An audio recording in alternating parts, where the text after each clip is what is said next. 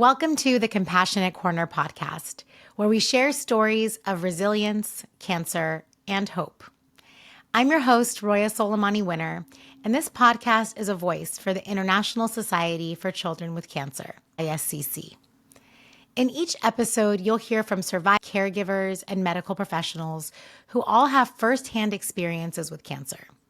They share their journeys, the lessons learned, and the moments of unexpected hope and joy. Whether you're facing a similar battle, supporting someone who is, or simply seeking to understand and learn from these powerful stories, you found the right place. Thank you for being with us as we explore these extraordinary stories of resilience and hope right here at the Compassionate Corner. And today, I'm honored to be joined by our guest, Ghazal Hassanzadeh. Ghazal, thank you so much for joining us. Thank you for having me. It's wonderful to be with you. And if okay with you, I'd love to share your background with our listeners and viewers, and then we can dive into our conversation. How does that sound? Yeah, let's get to it. All right. So friends, Ghazal Hassanzadeh is 27 years old and lives in Southern California with the love of her life journey partner and her dog. She is a 3-time cancer survivor, and as a child was a patient at Mahak, Iran's main pediatric cancer hospital. She's currently living with 2 autoimmune diseases, a rare neurological disorder, perimenopause, and a series of mental health diagnoses. And through all of these challenges, Ghazal embodies resilience and hope, and is now finding ways to help others too. After a decade working in the corporate world with a scale back, she took her darkest and deepest pains and is now turning them into her deepest passion as an aspiring recovery to resilience life coach to help others live their best possible lives as their 2.0 self. Ghazal loves to travel, explore, do yoga, and all sorts of self-help development. And one of her favorites are yoga and meditating through journaling. Ghazal, thank you again for being here, for sharing your story with us. And I think it would be helpful if you just share a bit of your journey from first diagnosis, how old you were, what went through your mind and for your family's mind during that time, and just walk us through a bit of your journey. Yeah, wow. Beautiful introductory. Thank you, Royajin. That makes me just smile from chin to chin. I would love to start off by saying I haven't been through this journey only once. So each time I went through it, it was very different. Yeah. And each story really got me further into my transformation of really my 2.0 self, I call. So yeah, it started with my first diagnosis was Hodgkin's lymphoma at the age of 5. And at that time, I was a child, so I don't remember so much besides really getting tossed around from hospital to hospital and physician to physician to really get to a point where, practically saving my life. My mom ended up being my biggest supporter in all of this. So I am here today because of her. So when I was diagnosed, I was in Iran. And at that time, it was a very hard battle to kind of just understand what's going on and why what's happening is happening. Mm-hmm. So with a lot of that, we went through a lot to be able to come back to the States and get the treatment that was best suited for me. And coming back to Children's Hospital of Philadelphia over at CHOP, we discovered that I needed to go through 6 treatments of chemotherapy. Mm. So we lived really far, and we drove a lot back and forth, and hours and hours in the car ride, and just not knowing what's going on with my body, why my body is failing me, why my mind is failing me, and just having that as a child and needing to just cope with that. And I really tried to suppress a lot of it just so I can be strong in support of my mom and my sister, because we were going through a lot at that time also in our family. So with that, going back to school was really difficult because it wasn't a possibility for me. And so I had to miss out a lot in the school and opportunities as a child to just go out and play and be, a child. Yes. And so with that, that experience was one that I kind of dived into most recently when I was healing and going through the process. And then At 21, I got diagnosed with a secondary cancer, which was non-Hodgkin's. And so luckily it was not a relapse, but it was its own experience itself, being a young adult, and then turning that into my lifestyle was really difficult because at that time I was getting married and I wanted to live my life to the fullest. And you're 21, so there's a lot of different things that you're told that you're going to get to do at 21. Sure. And I was stuck in the hospital once again. And so I kind of thought of this as an irony because I thought to myself that cancer is like chickenpox. You get it once and then you're done. So, yeah. So with that, I just kind of started to change my mindset. I was like, okay, we're going into this one more time and everything's going to be fine and I'll be strong like I was the first time because I know how to do that. And then got through that, and then my cycle of diagnosis just kind of continued for about 5 to 6 years, with my third one being papillary thyroid. I had a stage 1 thyroid cancer.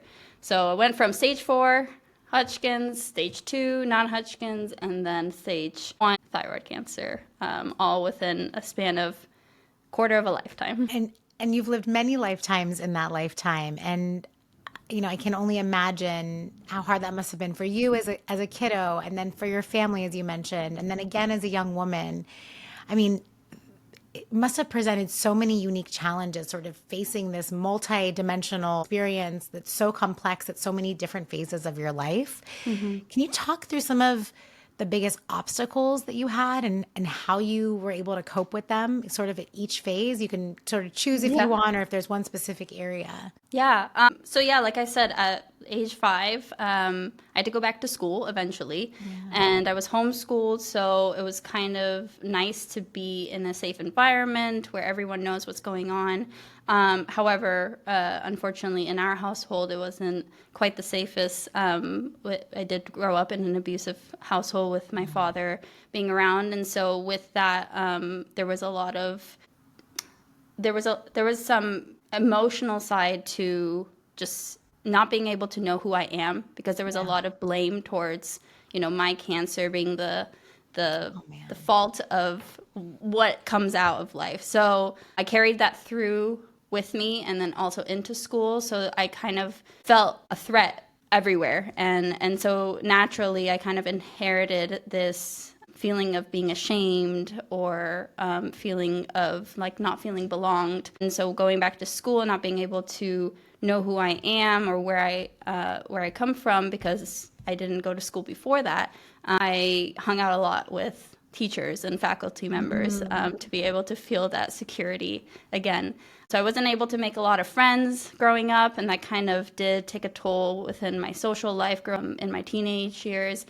And then, that was its own experience. Fast forward to 21, I'm getting married and doing all these new things and with my life, going to school. So I couldn't, again, make friends at my new college, and I couldn't socialize the way I wanted to. So there was that up and down, kind of in similarities, but in different stages of life.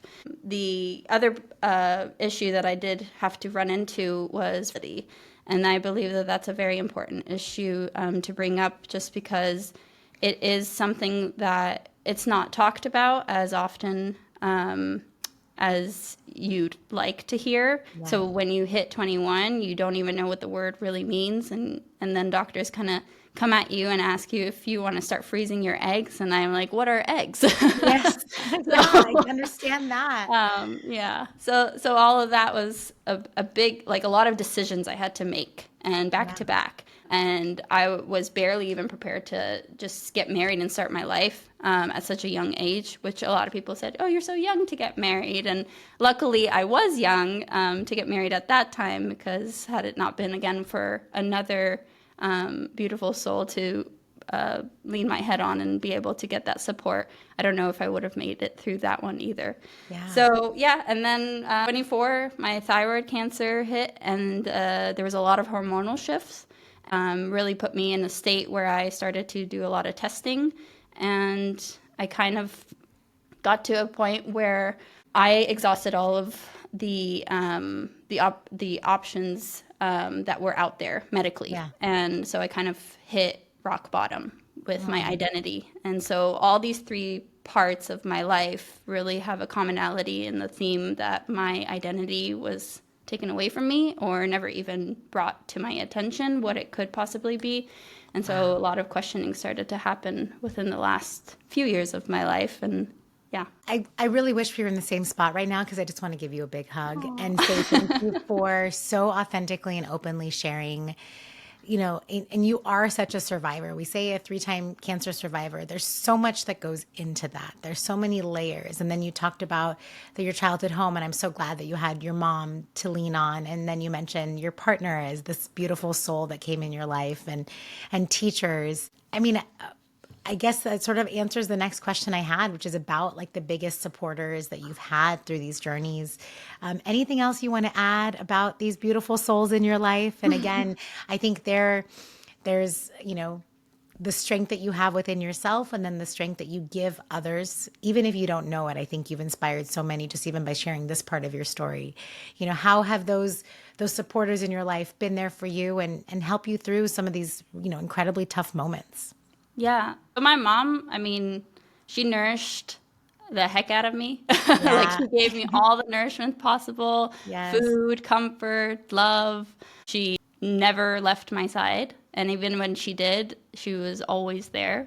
So with that, I know that I might get emotional. That's okay. um, This is what this corner is for. We can let it all out.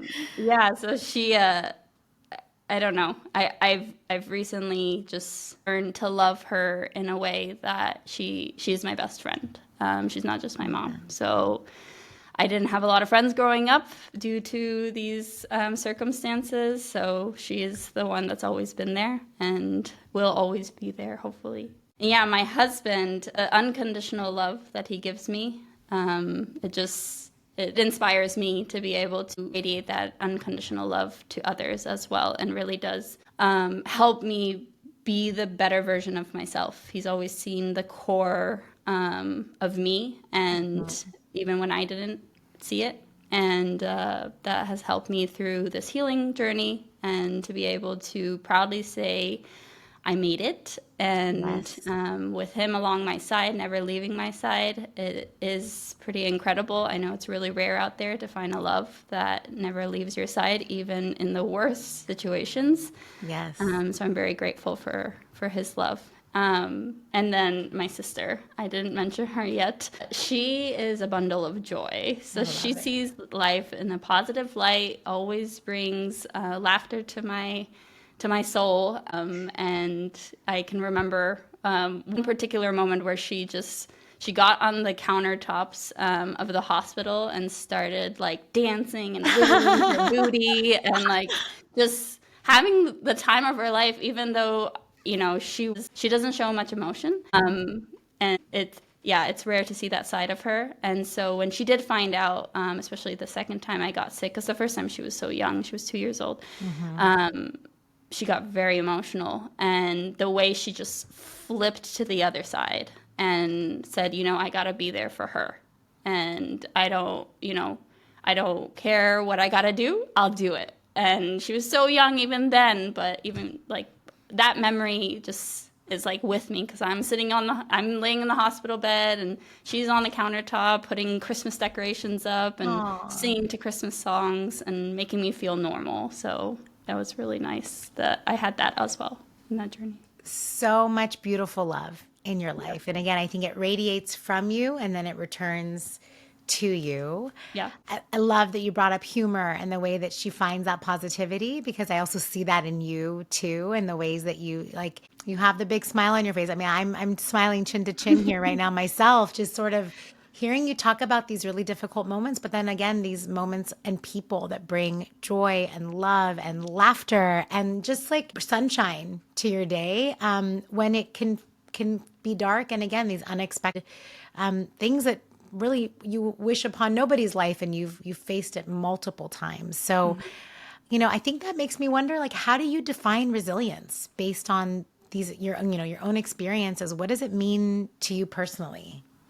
Yeah, it's funny you say that. So recently, I've been working a lot on the programs that I'm trying to implement and be able to help other survivors within their journey. And when I had typed out I had typed out this my autobiography about myself, and it came like I went to ChatGPT for the first time ever, and I just wanted to like grammatically fix it. And then at one point, it like spit out like you embody a testament to resilience, and I'm like, okay, AI is Yes, I telling me something. do. Yeah, so I gotta listen, because at Yes. that point I didn't. I was just writing my story and kind of like in the flow of that, but Yeah. didn't really see it in that view. It's incredible with that technology how much it can change your perspective of even yourself. So I'm not a huge AI fan, but I think I might be getting there. I mean, if it's Definitely holding a giving me the mirror, mixed compliments. Yeah. totally. And also, again, it sort of reflects back, right? Yeah. And Yeah. you So to are. answer your question, for me, it took a while to be able to get to this point, but I do believe that it does take strength to be able to survive, and that I did 3 times, but it does take courage to live. And so Yes. with courage, I do believe that courage is the fact that you can face that fear. You can face the darkest and deepest places that you usually don't want to. I mean, Mm-hmm. I say usually because now I actually do. That's what I do daily. But before that, I know that I was doing that automatic and really trying to embody and embrace the good in all of it. And it was really hard to do that in the moment. Of And I course. can't imagine how it is to be in that again, in that same situation again, when you are getting the treatment and when you are fighting for your life. But after you make it, I always ask, like, what did you make it for? What did you survive Mm. for? You survived to live. And in order to really embody your truest way of living, that takes a lot of courage to find that. Incredible courage. And I think that framework is really powerful. And I think it's a really important way that you're framing it up for people who are on the other side or maybe going through it themselves right now. In sort of, you mentioned talking with survivors and how you want to help. I mean, for you, are there things that you wish you would have known earlier in your journey, or things that you would tell your past self now with, some hindsight and reflection, as you've shown that incredible courage to live? Yeah, taking it slow and not worrying about the next thing. Because life is just so unexpected and imperfect. Spending time on worrying, being frightened, sad, all these emotions, they showed me how much of a toll it takes on your body. Mm-hmm. Because I believe that in the sense of energy, and for those who don't know, energy is everywhere. Like, Yeah. we embody energy, we are part of the energy, and emotions are also energy. And so eventually, emotions and that energy turns into some kind of matter. And matter turns into, for me, a mass. And so now that I know that flow, I know how to control my emotions, because it's so important for me as a survivor to be able to take the power of those emotions and turn them into positive ones is the key for me to be able to live a long and fulfilling life. So I will say one of the biggest things that I have learned is just to decompress and tap into the truest self that I know and I'm still learning. To be able to do that again, it takes a lot of courage. Not a lot of people are ready for that, and that's okay. I think at any point in your life, wherever you are, you can go ahead and take that first step, whether it's outside in the nature or doing yoga or just simply breathing. I mean, the simplest thing we can do to connect with ourselves is to breathe, but to be very attuned with that breathing and present. So I would say being present, but actually really knowing what the meaning of that is, because you hear that so many in so many different ways. But now I truly know the meaning of it, and I don't take it for granted. Gosh, and if we can all learn from your experience, being able to so clearly articulate that. I mean, there's so many things competing for our attention every day, notifications on our phone and this and that, and just it can feel go, go, go. But like you said, pausing and having a moment in nature, going back to the breath. And I mean, just the spirit of what you said about slowing down, I think every single person could benefit from in sort of today's society and world. But I think particularly if someone is on a, cancer battle journey or whatever their personal journey might be, I think everyone is sort of going through something at some point in their own way, just taking the moment to go slow and attune.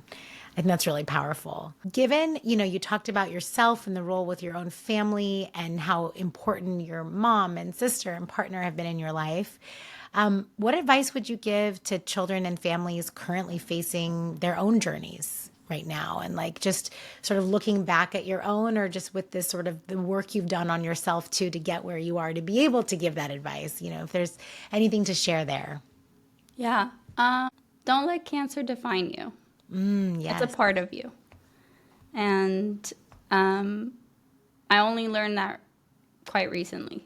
And it was something that I worked with my coach for a while. And I realized that everything that we do, that's what defines us.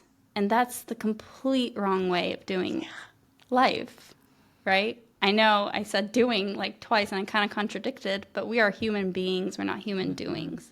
Yeah. And I think one of the biggest things that I've learned through this journey is that cancer will always be a part of you, but it doesn't need to be the whole story. Yeah. And it doesn't need to be the whole part of what you came to this world to do. So I took cancer and I turned it into a gift. And I turned it into another gift, and I turned it into another gift. And I think with all these gifts, it's like Santa Claus coming to town and seeing it in a more positive light and saying, hey, here's cancer. What are you going to do with it? How are you going to come out of it on the other side? And yeah, I've really turned it into an opportunity, and hopefully I can turn that opportunity into helping others and continue this work. It's a never-ending journey, and I think I don't know. It deserves to live in your life, but it doesn't deserve to dictate your life. That makes so much sense. And I think people can get caught up in even defining yourself by your role, what you do for your job or your role as a parent or a, caretaker. But we are so much, I loved it. So everyone listen up. We are human beings, not human doings. I just want to underscore that, because as we go in our world and our society, I think, again, it's so easy to forget that. And to hear that from you, Ghazal, who has been through these tunnels, through these very dark tunnels, and seen the light and come through the other side, it adds so much additional, again, for me who doesn't have the lived experience, and I'm sure for anyone listening. And then those who do, you're providing so much hope and resource. So thank you for sharing that. I think that actually goes really well into the next question I had in mind, which is, you, given your unique experiences, also have a unique platform and voice as a survivor. So how do you use these experiences to advocate for, cancer awareness, for supporting others? It sounds like you're making this beautiful transition in your life to really orient yourself towards helping others. So talk to us a bit about that. Yeah. So, I want to serve the community to the best of my abilities. And I know that the ability that I have is turning that recovery state into resilience. And then from that survivor state to turn it into thriving. So I'd really want to empower everyone from all ages and all sexualities to be able to turn your pain into a purpose. That's my main goal. And then with that, so much good can come out of it. And I hope that that can start to help people change their narrative about everything that they've been through. A lot of times we focus on the fact that where we are is who we are, but we can change that. And what we did, it also defines the fact that who we're going to become. No, you can change that too. You have a choice. And I think as a human being, again, you are in charge of those choices. And so whatever happened in the past, whatever is currently happening, it doesn't need to be a permanent state for you. You can change that at any point. And for me, my biggest supporters did show me that. Definitely my mom, my husband showed me that at any point in time, you can change your narrative. And so I want to help people to be able to turn that narrative into exactly the way they want to live their life. And do you find yourself sometimes stuck in a narrative, and like how do you get yourself, through that tunnel and on the other side? Like, do you have any sort of practices that help with that? Yeah. Well, this morning I went to yoga Yeah. because I just am obsessed with the fact that yoga brings stillness into my life. And for anyone who hasn't done yoga, I didn't do yoga when I was stressed, and I didn't meditate, and I didn't do any of this mindfulness stuff because I definitely took it for granted. I was like, what's that? I don't know. That's not for me. Like, it just was kind of like brush it over. And I really wanted to just do it on my own. And for some reason, like giving into a practice or leaning into a journal feels like, oh, I'm not doing this on my own. I'm asking for help. And we all know how that can be. Like asking for help, it's not easy. And, if you're asking for help from whether it's your higher self or your partner or your mom, you're just giving, you're giving hope to them that you are normal and a human, and it's okay to not have it all figured out. For me, I really tried to keep it strong, keep it together. And so, I've changed my mindset from that survival to thrivership. That's my new word. I'm going to go towards thrivership, and I've graduated survivorship many I times. love that. I love that. Thank you so much for joining us for part 1 of our inspiring interview with Ghazal Hassanzadeh for the Compassionate Corner podcast. We are going to pick up the rest of this conversation in part 2 in our next episode. We hope you join us, and thanks again. Thank you all so much for joining us. The Compassionate Corner podcast is produced by the International Society for Children with Cancer. I'm your host, Roya Soleimani Winner. And a special thanks to the incredible ISCC team, our producer, Susan Shahidi, and technical director, Sogol Niku Maram, and our amazing editor, Sharsad Sabit. Music is by artist Sina Sarlak. And now at the close, we want to emphasize that the opinions expressed by the host, that's me, and guests on this podcast are not medical advice. While we strive to provide valuable insights and information, it is important to understand that the views shared here are personal opinions and experiences. We highly recommend consulting with healthcare professionals or qualified experts for personalized advice.